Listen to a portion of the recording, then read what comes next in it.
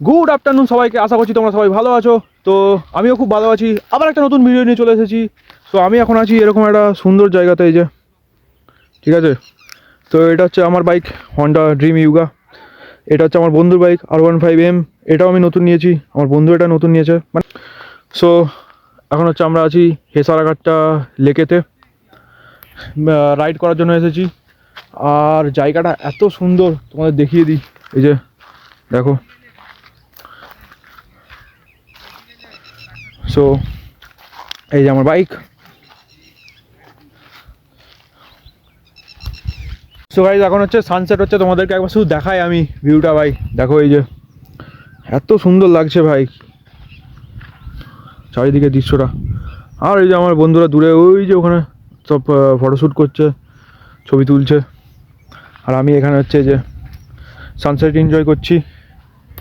আর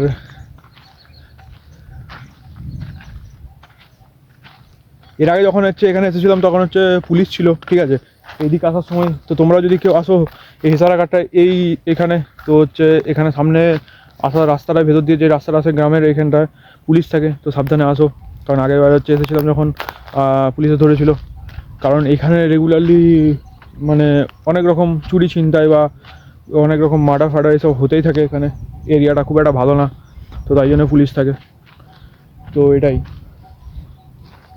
এর আগে হচ্ছে একবার ব্লগ বানিয়েছিলাম, তখন আমার কাছে অ্যাক্টিভা চলে এসেছিলাম, তখন পুরোপুরি এই জায়গাটা আসাটাই তখন নিষিদ্ধ ছিল। দেখিয়েছিলাম তোমাদেরকে। সেই ব্লগটা যদি না দেখো দেখতে পারো, আমার চ্যানেলেতেই আছে। তখন হচ্ছে মার্ডার হয়েছিল একটা, তো তাই জন্য হচ্ছে এখানটা পুরোপুরি আসা নিষিদ্ধ করে দিয়েছিল পুলিশরা। তো এটাই ভাই। এই বাইকটা হচ্ছে আমি এখন মিনিমাম ভাই 60 মাইলেজ পাচ্ছি, ঠিক আছে। তো this is my one of my favourite bike after my RS 200 and Yamaha Saludo. And আমি প্ল্যান করছি রাইড করবো আরও, রেগুলার কন্টেন্ট দেবো চ্যানেলেতে।